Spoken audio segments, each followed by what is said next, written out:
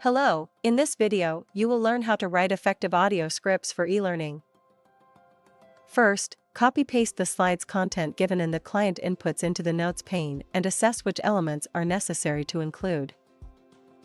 Next, rewrite the selected content to sound more natural and conversational. This involves using contractions, linking list items with and, etc. You can also use transition sentences to help learners connect and flow smoothly from one subject to the another. Add instructions for interactivities in the audio script as well as the pronunciation notes to ensure correct articulation of acronyms. Introduce the agenda with an opening statement and use specific audio cues to highlight each agenda item at the start of every section. And there you have it. You've successfully mastered the technique to write an effective e-learning audio script. Thank you for watching.